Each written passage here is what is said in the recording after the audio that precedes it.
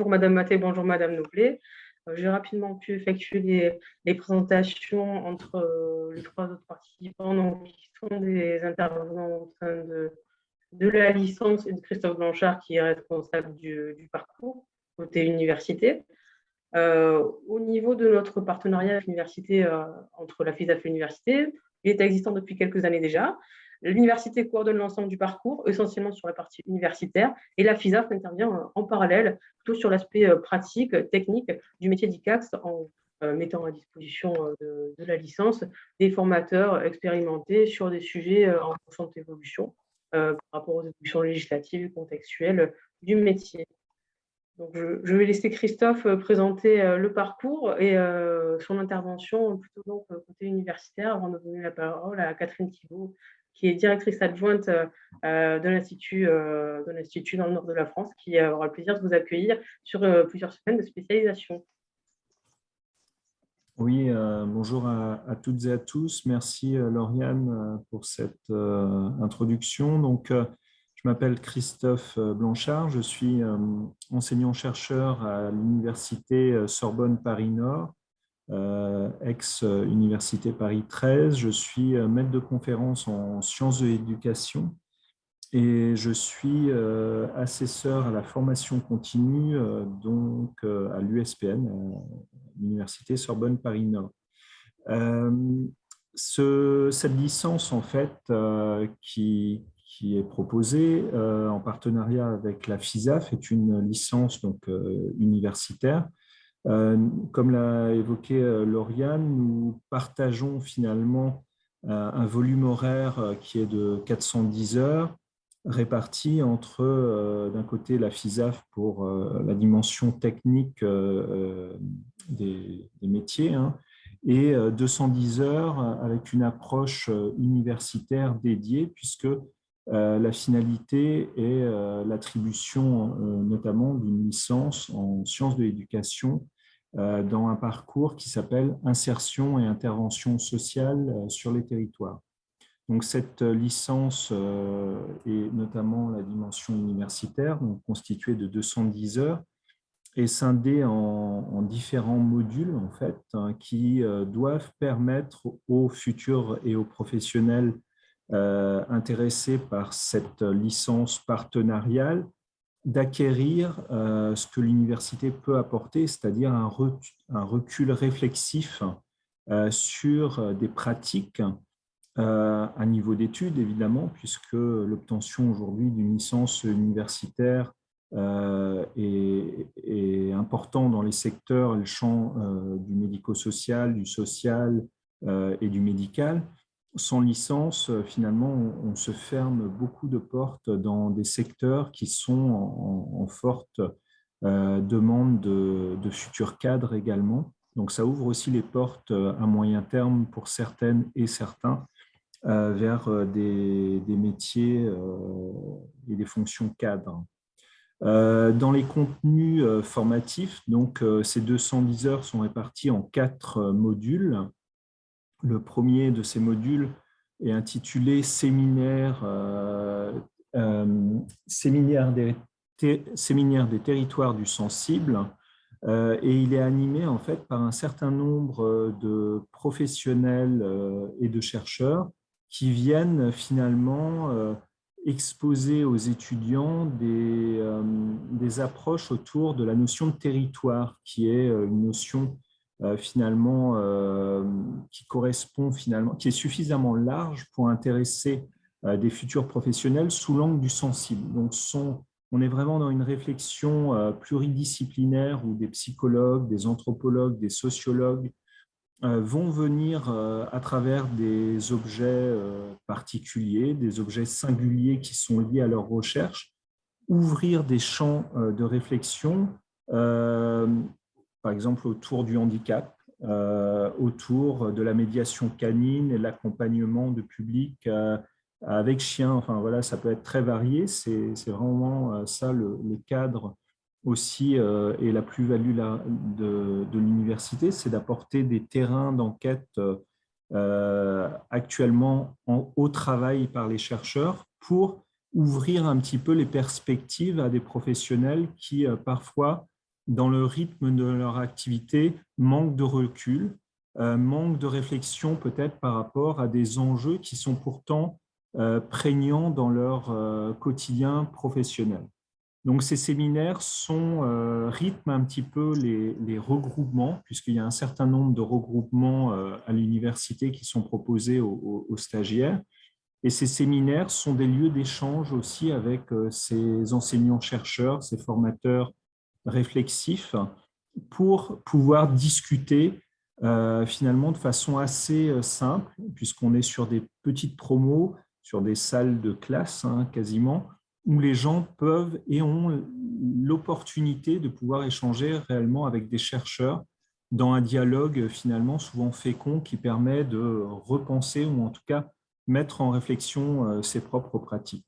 Le deuxième module est constitué de ce qu'on appelle dans notre jargon un RIP, un récit d'investigation professionnelle, qui est une sorte de mémoire de recherche, mais qui porte sur sa trajectoire professionnelle.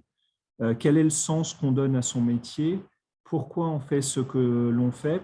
Pourquoi dans le champ de l'accompagnement autour du handicap, on s'est positionné dans telle structure? Comment a évolué sa carrière? Quel est le rapport que l'on a avec la personne accompagnée? Donc, il y a tout un accompagnement finalement réflexif qui est proposé par nos enseignants-chercheurs pour aider tout au long de la formation les stagiaires à se reposer des questions sur pourquoi ils font ce qu'ils font d'un point de vue professionnel.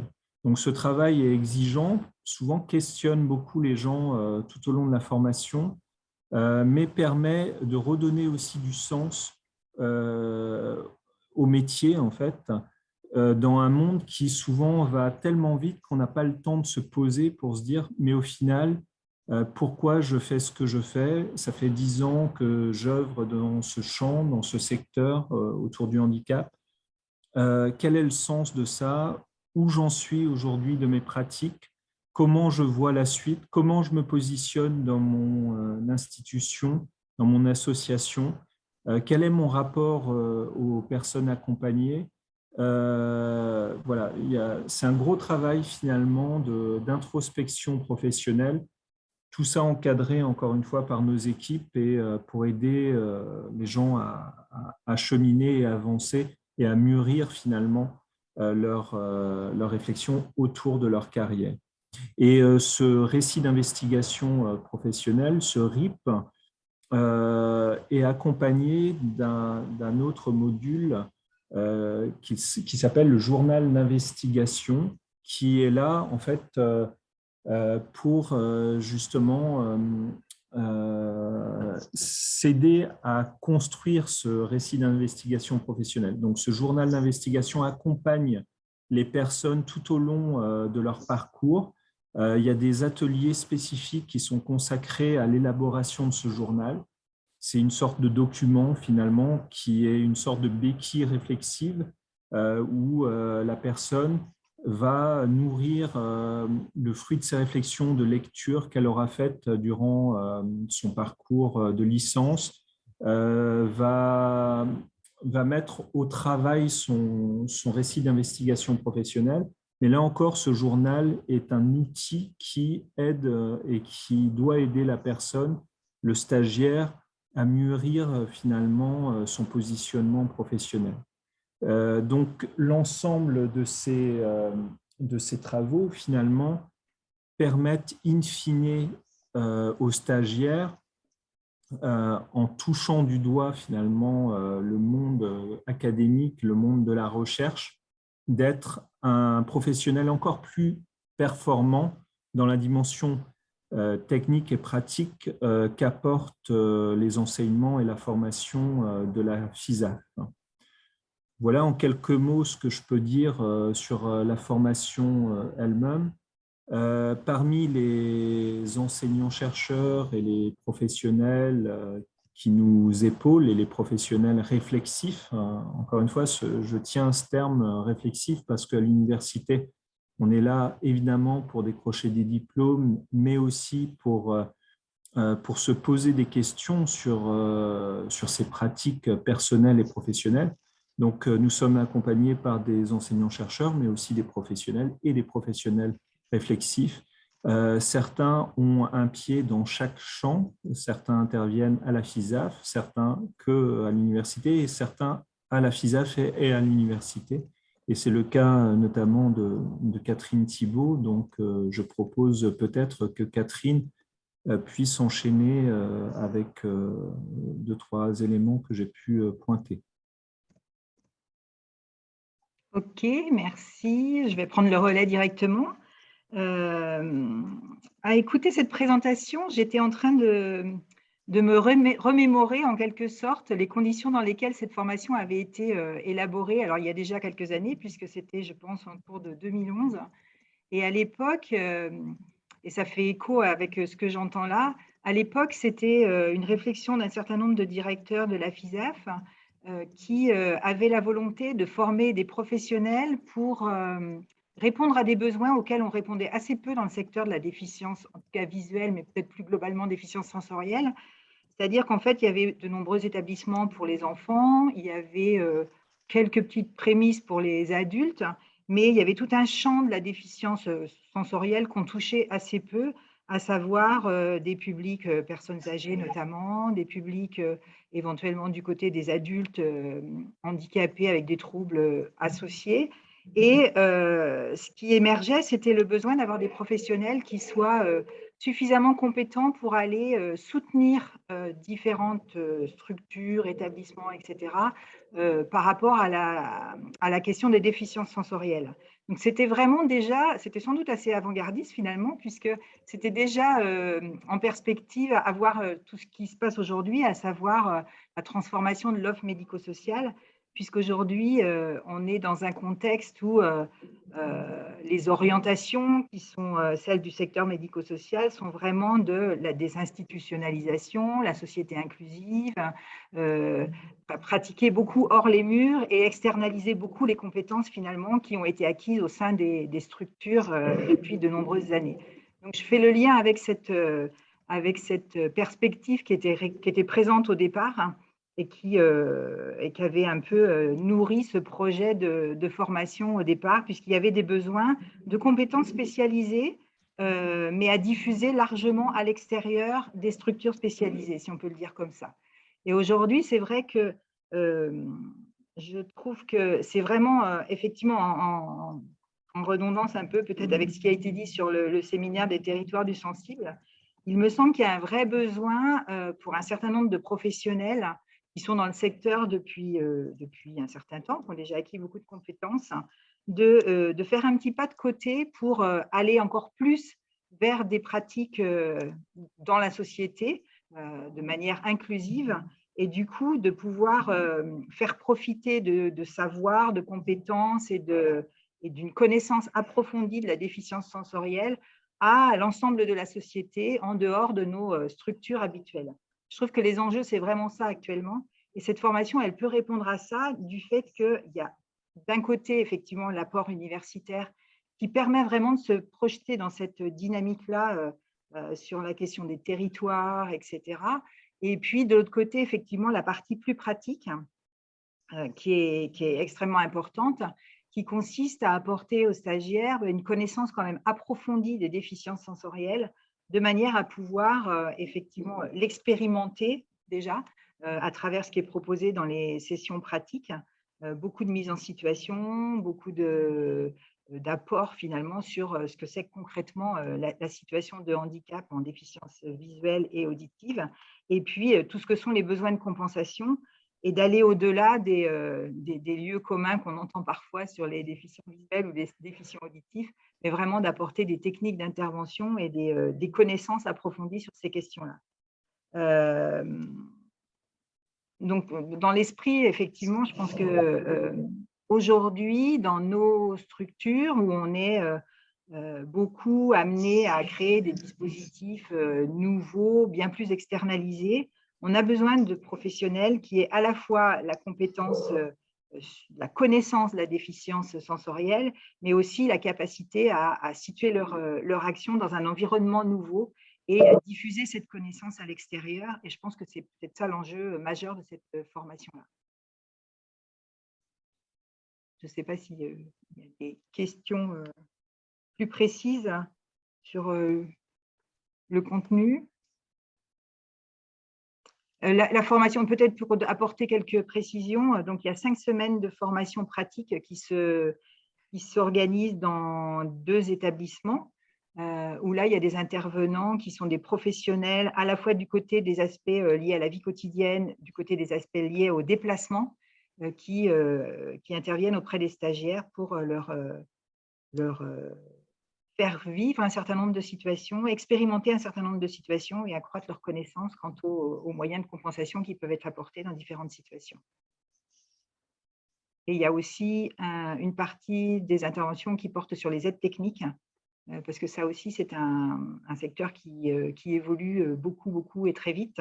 Et il est nécessaire d'avoir un minimum de connaissances sur ces questions-là, à la fois, en tout cas pour la déficience visuelle, plutôt du côté des personnes aveugles et des personnes malvoyantes.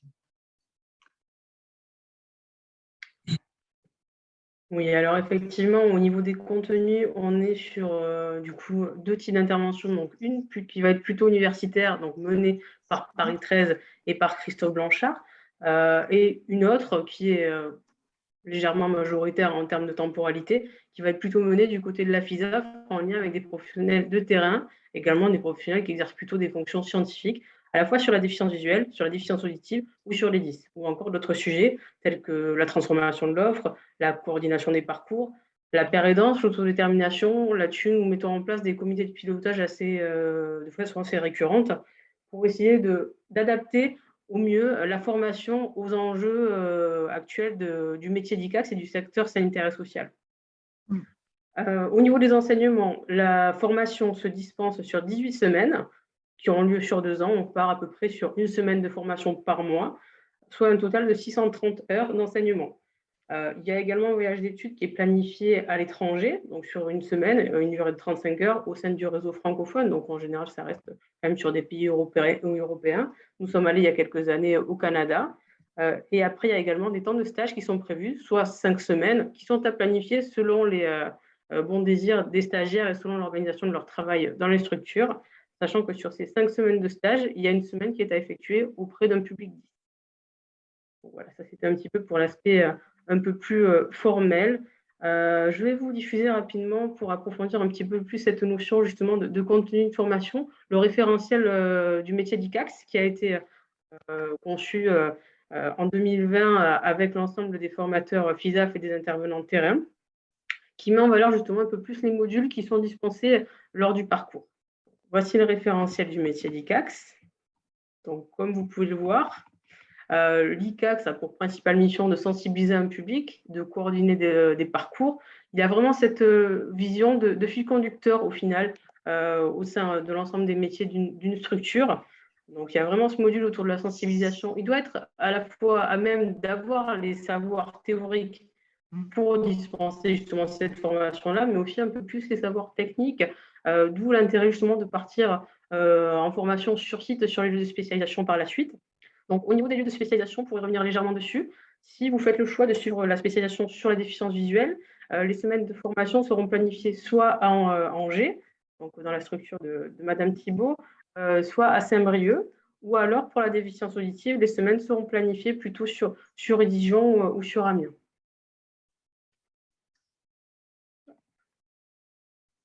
Donc vraiment, l'objectif sera d'adapter les contenus, de pouvoir produire des contenus et de pouvoir exercer auprès de plusieurs publics et auprès de plusieurs professionnels. Toujours dans cette visée de pouvoir coordonner les parcours et pour faire face justement aux enjeux de la transformation de l'offre qui vont être amenés à se développer de plus en plus dans les prochaines années. Si vous souhaitez, je pourrais vous envoyer ce document à la fin de notre petite présentation. Régine, est-ce que tu souhaites ajouter quelques points par rapport à ta partie plus liée à la déficience visuelle? Là, tout de suite, non, j'étais dans le suivi. D'accord. Peut-être. J'interviendrai, oui. Ok. Peut-être, moi, je peux rajouter peut-être, la formation, elle a beaucoup évolué aujourd'hui, elle est très axée autour de cette fonction de coordination, qui me semble assez intéressant. Et je crois que cette fonction de coordination, elle ne peut pas s'exercer sans avoir justement une connaissance approfondie de ce qu'est la déficience. Et c'est aussi l'intérêt d'avoir ces deux axes dans la formation qui se renforcent l'un l'autre, à la fois cet aspect réflexif sur la pratique, et puis en même temps ce côté pratique qui permet vraiment d'aller à l'extérieur sur les aspects de sensibilisation, etc., avec cette connaissance approfondie auprès de la société de manière effectivement très ouverte. Et c'est peut-être le plus de cette formation-là. Moi, je pense vraiment que dans nos structures, on a besoin que tous les professionnels aient cette connaissance approfondie de ce qu'est la déficience visuelle pour être à même d'en parler à l'extérieur et d'être compétent et cohérent avec ce qui est proposé. Ouais. Au niveau de l'employabilité, Catherine, bon, vous êtes donc directrice adjointe. Quel type en quoi la formation d'ICAX peut correspondre au profil que vous êtes amené à recruter aujourd'hui dans vos fonctions? Alors, il y a deux choses. Finalement, dans la majorité des cas jusqu'à présent, c'est vrai que beaucoup de stagiaires de la formation ICAX, c'était des gens qui étaient dans des établissements et qui ont fait cette formation-là en formation complémentaire, ont déjà un bagage, une profession. Donc, moi, je n'ai pas eu l'occasion d'embaucher quelqu'un qui ait la formation, puisque c'est des formations qui sont souvent financées par les établissements ou par les employeurs. C'est plutôt qu'est-ce qui va faire qu'on va envoyer quelqu'un en formation ICAX. Finalement, c'est permettre à des professionnels qui arrivent dans nos établissements, qui ont une formation de base, d'acquérir une spécialisation sur la déficience visuelle par le biais de cette formation-là, et souvent dans des perspectives aussi de réorganisation ou de faire évoluer l'offre que l'on peut proposer dans nos établissements. Et je pense que, alors au-delà de nos établissements qui sont souvent assez pourvus en professionnels hyper spécialisés, il y a beaucoup de services sur le territoire qui sont des services plus petits et qui ont aussi besoin d'avoir des professionnels qui acquièrent ces connaissances sur la déficience sensorielle, hein, et qui peuvent vraiment avoir tout intérêt à envoyer en formation des personnes justement dans ce type de formation-là. Après, je trouve que c'est aussi une réflexion à avoir au sein de chaque service ou chaque établissement sur dans quelle perspective on embauche la personne. On avait fait à une époque une enquête auprès des stagiaires qui étaient passés par la formation ICAX depuis le début. Rapidement, c'était une petite enquête qui n'avait pas beaucoup de prétention, mais c'était intéressant de savoir ce qu'ils étaient devenus et si notamment ils avaient changé finalement de poste depuis cette formation-là. C'est quand même intéressant de voir que on avait on avait renvoyé des questionnaires à 46 stagiaires qui étaient passés entre 2011 et 2017-18 à l'époque. Et en fait, sur les 26 qui avaient répondu, il y en avait quand même 18 qui avaient accédé à de nouvelles fonctions avec cette formation ICAX. Donc, ce qui tente à montrer quand même que c'était des personnes qui, à partir de cette formation-là, ont pu aller vers d'autres fonctions et souvent des créations de services nouveaux pour lesquels ils étaient finalement assez bien placés pour avoir ces postes-là. Donc, en ça, je trouvais que c'était intéressant. J'imagine que si on le faisait aujourd'hui, ce serait aussi un peu dans cette veine-là, puisque tout ce qu'on disait sur la transformation de l'offre, ça s'est aussi accentué beaucoup depuis 2017, hein, puisqu'il y a eu des nouvelles orientations qui ont été prises depuis. Donc, c'est encore plus vrai certainement aujourd'hui que ça ne l'était auparavant. Donc, l'idée, c'est aussi de pouvoir préparer les professionnels à faire un pas de côté par rapport à leur formation initiale et se préparer à des modes d'intervention plus ajustés dans le contexte aujourd'hui, dans un cadre de société inclusive et avec des aspirations des usagers à être dans la vie ordinaire, dans tous les aspects de leur vie, et le besoin qu'il y a d'avoir des professionnels compétents qui puissent soutenir justement la société dans l'accueil des personnes dans différents aspects de leur vie personnelle, professionnelle, à tous les niveaux, quoi. Donc, je pense que oui, en termes d'employabilité, par rapport à toutes ces créations de services nouveaux, de modes d'intervention assez nouveaux, une formation ICAX peut être un plus, bien évidemment.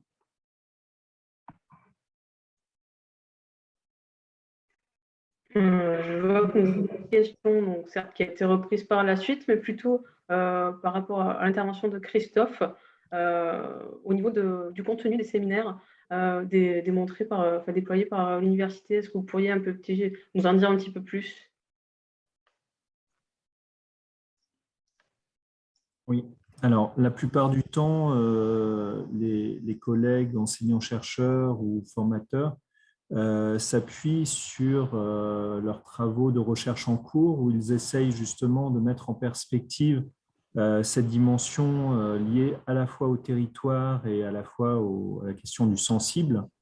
L'idée, c'est de ne pas être forcément que sur des séminaires où la notion, le concept de handicap va être au centre du village, je dirais, parce que, comme l'a dit Catherine Thibault, l'idée, c'est de permettre aussi aux stagiaires de faire un pas de côté, en fait, de penser la question des vulnérabilités au sens large.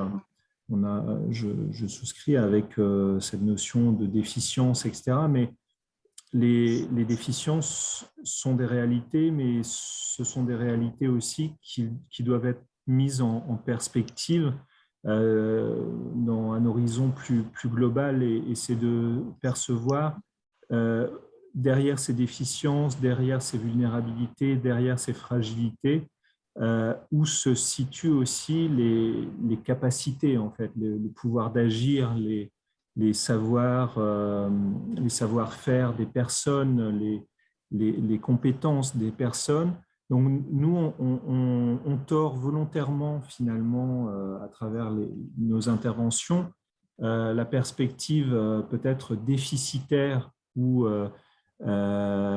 victimaire que peuvent aussi subir certaines de ces personnes accompagnées, pour montrer qu'elles sont aussi des personnes avec ressources et des personnes qui ont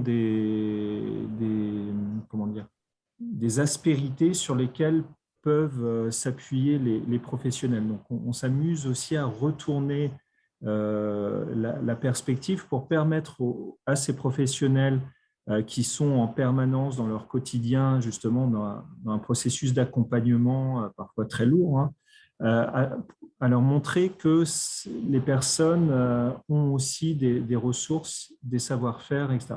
Et pour ça, on donne des exemples donc, issus de nos travaux de recherche qui ne portent pas que sur le handicap, qui peuvent porter sur des questions de handicap. Et pour donner un exemple très concret, moi, je donne deux séminaires sur les questions. Alors, moi, je suis un spécialiste des questions de médiation animale et médiation canine en particulier. Donc, je donne un séminaire sur les publics à la rue accompagnés de chiens, et j'essaye d'expliciter à travers de longues enquêtes anthropologiques que j'ai menées auprès de ces publics, comment ces publics, finalement, qui sont perçus socialement comme en très grande exclusion sociale, finalement se reposent et s'appuient sur leurs animaux, sur leurs chiens en particulier, pour créer des alliances, des solidarités entre elles, et pour compenser finalement des déficits qui existent dans l'accompagnement social qui leur est proposé. Puisque le chien est à la fois un atout pour elles pour se resocialiser, pour faire réseau, pour faire collectif, et dans le même temps, c'est un vecteur d'exclusion sociale, puisque aujourd'hui, il y a très peu de lieux d'accueil, lieux d'accompagnement qui acceptent leurs animaux, ce qui est un paradoxe, parce qu'on sait bien que dans le secteur du handicap, par exemple, notamment du handicap visuel, le chien et le chien d'assistance est un levier majeur, fort en tout cas, de l'accompagnement. Donc, l'idée du chercheur à travers ces séminaires, c'est de pointer à travers des enquêtes de terrain les paradoxes finalement de l'appréhension sociale et sociétale d'éléments qui nous semblent évidents et de montrer que rien n'est si évident que ça, en fait. Donc, c'est vraiment de faire ce pas de côté, je reprends la formule de Catherine, qui est juste pour faire réfléchir les personnes. Autre exemple d'un cours que je dispense durant cette formation, actuellement, je mène un gros travail de recherche que je coordonne d'un point de vue scientifique avec l'armée française auprès des militaires victimes de stress post-traumatique. Et nous venons de mettre en place un très gros dispositif, là encore, de médiation canine, où des militaires syndrome post-traumatique viennent dans des refuges type SPA pour adopter des chiens de refuge, donc avec un accompagnement et toute une programmation pensée autour de la médiation canine. Et finalement, la finalité, c'est comment un militaire blessé rencontre un chien, lui aussi, qui a eu un parcours de vie chaotique, et comment de cette rencontre, finalement, avec un accompagnement adapté, on peut recréer des perspectives qui ne sont pas des perspectives classiques dans l'accompagnement de ces militaires avec syndrome post-traumatique, qui sont souvent prises en charge que d'un point de vue psychiatrique ou médical, disons. Là, on est vraiment dans la recréation de liens sociaux et comment, en pensant cet accompagnement, on permet à ces militaires de cheminer et de reprendre aussi le fil de leur existence. Donc, vous voyez, avec des exemples très particuliers, concrets, on essaye de toucher à la question du sensible sans une mise en perspective immédiatement médicale, médicalisée ou technique, mais pour aider les stagiaires à s'ouvrir et à sortir de leur quotidien qui est souvent très prenant. Donc, l'université est une sorte de bulle d'oxygénation pour ouvrir vraiment la réflexion sur des ailleurs, voilà, grâce à la compétence de tous les intervenants. Et c'est aussi une façon pour eux, je pense, de sortir effectivement de leur quotidien professionnel et de s'approprier ce genre de réflexion pour imaginer d'autres types d'interventions et de renouveler un peu certainement les fonctionnements dans lesquels on est de manière un peu habituelle, et parce qu'on est dans un fonctionnement un peu basé sur des façons de fonctionner assez ancrées en fait dans notre réalité. Et je pensais tout à l'heure en entendant, il y a aussi toute la notion d'autodétermination qui est assez centrale par rapport à… Peut-être que Régine pourrait certainement en parler, je vois qu'elle demande à parler de ça. Et je pense que ça résonne bien avec ça, sur la question des vulnérabilités. Mais peut-être Régine, tu veux en dire quelque chose ?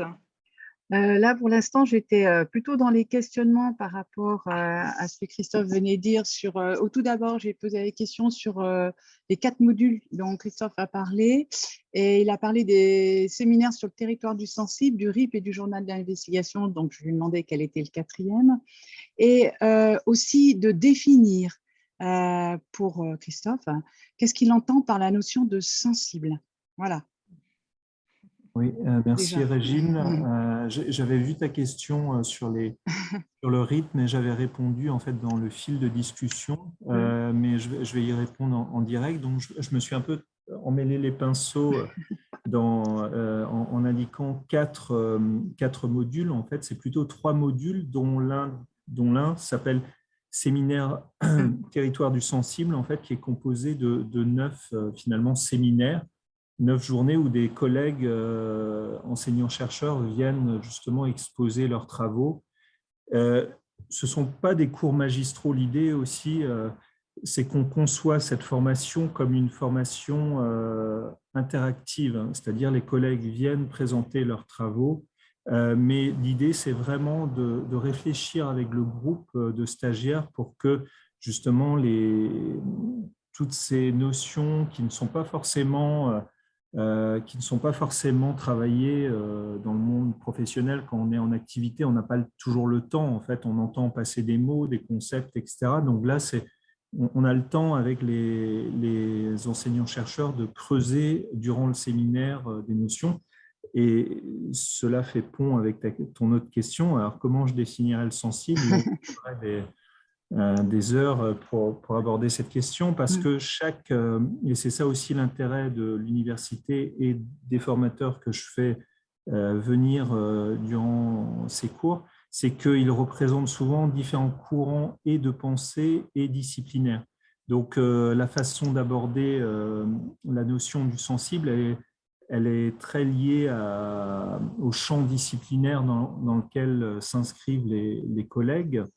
Moi, je suis anthropologue de formation et docteur en sociologie, donc j'ai une appréhension très, très particulière de cette question du sensible, et encore plus avec les travaux sur lesquels que je mène depuis plusieurs années, qui s'intéressent de façon étendue au vivant. C'est-à-dire, c'est pour ça que la notion de sensible m'intéresse, parce que j'aborde les questions des publics vulnérables, fragilisés socialement ou physiquement, mais aussi les questions animales, où finalement on peut interpréter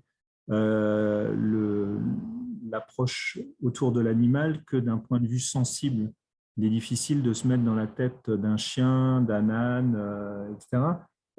Mais ce qu'il se joue dans l'interaction entre l'humain et l'animal est de l'ordre du sensible, bien souvent, qui dépasse justement les mots, en fait, ou l'intellectualisation telle qu'on l'entend habituellement. Donc, j'essaye de mettre en perspective la complexité de cette approche autour du sensible, qui ne se donne pas à voir simplement autour d'une définition fermée, mais autour d'interactions sans cesse renouvelées, surtout quand on travaille sur le vivant de façon large, c'est-à-dire un chien va être différent de l'autre chien, etc. Et du coup, l'interaction qui se joue entre la personne accompagnée, par exemple, une personne malvoyante accompagnée d'un chien d'assistance, ce qui va se jouer à ce moment-là va être très différent de ce qui va se jouer pour une autre personne avec certes le même handicap, mais pas forcément le même chien. Donc, j'essaye de, là aussi, nuancer des certitudes qu'on a souvent dans le secteur social ou médico-social à travers des notions qui deviennent finalement, qui semblent claires de prime abord, mais qui deviennent des lieux communs ou des mots valises à force d'être utilisés comme des certitudes. J'ai entendu tout à l'heure dans le champ, évidemment, parce qu'on le retrouve aussi dans le social, mais médico-social, la notion d'inclusion, elle veut tout dire et rien dire, cette notion, et souvent elle est difficile. Il y a des contradictions entre la notion théorique et la réalité de sa mise en place. Et moi, plus que la notion fermée et théorique, ce qui m'intéresse, c'est de mettre en perspective les décalages entre la notion théorique et la réalité, en fait. Donc, moi comme d'autres de mes collègues, mais on est un petit peu là pour, dans une réflexion poil à gratter, pour dire attention aux certitudes, parce que les certitudes, elles émanent peut-être du sens commun et visent à améliorer la situation des personnes accompagnées, mais parfois, elles provoquent aussi beaucoup de bruit pour pas grand-chose. Oui, et il me semble que justement la richesse de ce parcours, c'est de pouvoir articuler l'intervention de professionnels FISAF, donc qui peuvent être à la fois des chefs de service, des psychologues, des professeurs CAPEJ, des AVGistes. On a vraiment une palette de professionnels très diversifiée. Et par ailleurs, d'avoir un côté un peu plus réflexif au niveau universitaire pour pouvoir prendre du recul vis-à-vis de votre activité, l'analyser, pouvoir l'améliorer par la suite et pouvoir mieux exercer, je pense, ces fonctions de coordination qui seront celles du futur ICAX. Donc, il y a vraiment ce côté professionnalisant qui est un petit peu mis en avant, mais qui n'est pas que professionnalisant, où il y a vraiment cette dimension réflexive qui est menée. Non. Catherine évoquait tout à l'heure la thématique de l'autodétermination. Donc, justement, c'est une des thématiques sur laquelle la FISAF est de plus en plus actrice et que nous souhaitons développer au sein de la licence, tout comme d'autres sujets, en fonction de leur arrivée dans le débat du secteur, mais l'autodétermination sera développée notamment lors de la prochaine promotion qui débutera donc le 12 septembre. En lien également avec des thématiques sur la pérédance, sur laquelle Régine est l'une de nos formatrices qui intervient sur ce sujet-là, avec un outil également qui est le MIC, mon inventaire de compétences, qui s'inscrit dans cette lancée.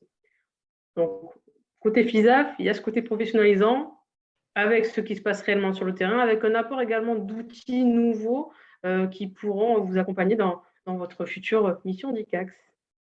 Oui, effectivement, il y a une palette d'outils qui est ou créée ou utilisée pour pouvoir effectivement accompagner quand même cette évolution importante, conceptuelle et aussi portée par les associations de personnes en situation de handicap ou à besoins particuliers. Et ça, c'est extrêmement important aussi à la fois d'accompagner les professionnels qui s'y engagent, qui sont tout à fait des fois au fait de tout ça, et en même temps de le porter par rapport au reste de la société et auprès des personnes elles-mêmes. Puisqu'il y a des personnes qui effectivement sont déjà dans cet élan et d'autres un peu moins, de par leur vécu, de par la culture, de par ce qui se passe aussi, la culture en général de la société, mais la culture familiale.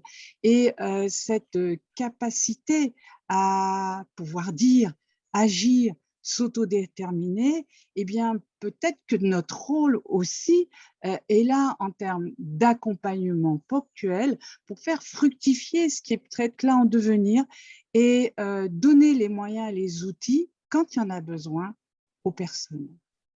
Voilà. Et ça, en plus, très tôt, parce que on essaye effectivement de basculer un petit peu ce qui était fait, puisque tout ce qui était allé vers l'autonomie, l'autodétermination était abordé assez tard dans l'accompagnement éducatif ou des établissements, et ce n'est pas une généralité pour tous les services et établissements. Et on voit vraiment que ça doit se faire dès le plus jeune âge. Les notions, alors déjà dans le monde de la déficience visuelle, les notions de pudeur et d'intermitté sont extrêmement importantes, mais les notions de consentement, de pouvoir d'agir sont vraiment à mettre en œuvre le plus tôt possible, surtout pour certaines populations qui ont des soins extrêmement invasifs, précoces et fréquents, et qui, pour des raisons vitales ou vitales pour certaines structures de leur corps, doivent effectivement passer par ces soins très intrusifs. Comment ensuite se construire pour pouvoir construire son pouvoir d'agir, de s'autodéterminer et aussi construire un consentement qui soit étayé pour la personne elle-même. Voilà. Est-ce que quelqu'un d'autre aurait des questions particulières? Pour en revenir sur un aspect plus pratico-pratique, les inscriptions sont ouvertes jusqu'au 15 juin. Suite à cela, il y aura une petite phase d'étude des candidatures entre la FISAF et l'université. Nous ferons un retour assez rapide pour justement pouvoir démarrer l'année au mieux le 12 septembre sur cet aspect-là. Okay. Bon, en tout cas, je vous remercie tous d'avoir participé à ce webinaire. Catherine, Christophe, est-ce que vous souhaitiez ajouter un petit mot? En tout cas, à nouveau, merci pour votre participation et à Régine également pour présenter ce beau parcours qui existe maintenant depuis un peu plus de 10 ans et qui, nous l'espérons, sera amené à se développer de plus en plus. Peut-être juste un petit mot conclusif pour indiquer que d'un point de vue universitaire, je trouve très stimulant en fait ce type de partenariat avec des professionnels en fait stagiaires certes, mais qui arrivent à l'université quand même riches de ce qu'ils sont, de leur expérience, de leur vécu, de leurs parfois difficultés. Je tiens à repréciser que l'université, Régine a évoqué cette question de pouvoir d'agir, d'autodétermination. Nous percevons aussi les professionnels stagiaires de ce point de vue-là, c'est-à-dire qu'ils sont contributeurs de leur formation. On n'est pas face à des stagiaires qu'on a passifs avec un enseignant d'à côté qui viendrait déverser son savoir. Il nous importe que les stagiaires soient justement dans la même dynamique réflexive et formative que les enseignants. Et je trouve, à titre personnel, que c'est une très belle aventure formative, mais aussi humaine. Et voilà, j'incite et j'invite toutes les personnes intéressées à se rapprocher évidemment de la FISAF pour rentrer dans cette aventure. Donc, voilà. Bon, sur ces beaux mots, à nouveau merci et à bientôt.